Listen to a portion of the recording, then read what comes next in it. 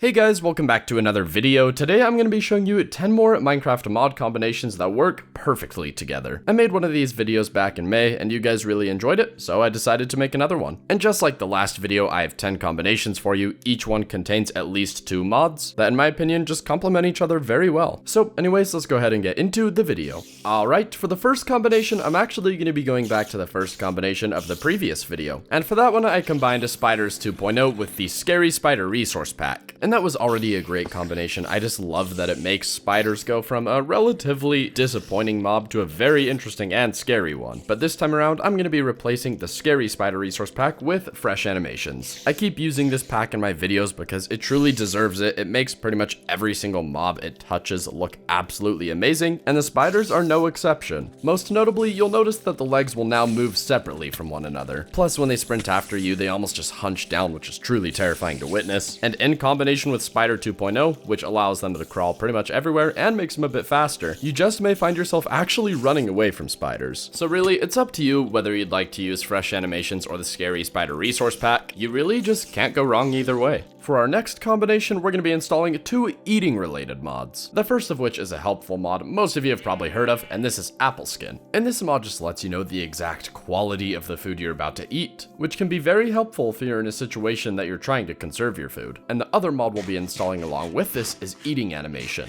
And this is a really cool mod that I came across recently, which adds an animation to pretty much every food item in the game, making it appear as if you're actually taking bites out of that food. Every type of food is animated pretty much exactly how I'd expect it to be, which is definitely a good thing. And I mean, it makes eating food fun in the game, which I would never even expect it to be. Normally you just eat food and get on with whatever you were doing. But overall, this combination just makes eating food a whole lot more satisfying. Next, I'm going to be combining 3 mods that are going to make combat in your game extremely exciting. And let's face it, vanilla Minecraft combat is pretty basic, which can be a good thing, but at the same time, it gets a little repetitive. And the first of these 3 mods we're going to be installing, which absolutely changes that, is the Epic Fight mod. And this is just a huge mod, adding new animations, weapons, abilities, and much more to the game. This mod could be fit into its own video just because it adds so many new features to the game, and alone makes combat very entertaining. And in addition to this, we're going to be installing EnhancedVisuals, mainly for the blood effects that it applies to your screen when you take damage, along with the improved third-person mod, which allows you to walk in a full 360. And this is going to be very helpful with the Epic Fight mod, because normally in combat you're stuck behind your character, and this mod's going to give you a lot more flexibility when you're moving around. Overall, these 3 mods combined are going to make combat a pretty amazing time in your game. Next up, I've got a combination of 4 mods that are going to make villages feel just a little bit more special. And these mods include Village Spawn Point, Villager Names, Random Village Names, and Bountiful. Village Spawn Point is simply going to make it so each time you create a world, you'll start off inside of a village. Villager Names gives a random name to every single villager you'll come across. Random Village Names is going to give a random name to the villages themselves. And Bountiful will allow you to complete some tasks for the villages. In combination, these mods will make the villages you come across feel just a little more special. Now, for our next combination, we're going to be adding some pretty cool dungeons to the game and making their inhabitants just a little bit more difficult. And the mod that I'll be using to provide the dungeons this time around is Young's Better Dungeons. And as of now, this mod provides 3 different dungeon types for you to explore. And in addition to this, we'll be installing the Champions mod. And if you've ever played with Infernal mobs, this is pretty much the same thing. It'll occasionally give random abilities to mobs in the game, and you'll know that you've ran into one of these mobs because you'll see potion particles on it and it'll have an actual name. And generally, these are going to be a bit more difficult to fight for you, and they'll provide some additional loot. So when combined, this combination is going to give you some great dungeons to explore and make them a little bit more difficult. Next up, I'm going to be combining the Traveler's Titles mod with pretty much any biome mod you would like to use. So this could be Biomes O Plenty, Oh the Biomes You'll Go, Traverse, really anything you'd like. And adding Traveler's Titles to any of these mods is going to make it a little more interesting to play because each time you enter a new biome for the first time, that biome's name is going to be displayed across your screen. And this will be especially helpful when you're using a mod that adds new biomes to the game because you'll actually know what the biomes are called. And sure, you can press F3 and check what it's called in there, but this just makes it feel like more of a feature. For our next combination, we're going to be combining 2 of the best physics mods that I've come across in a very long time.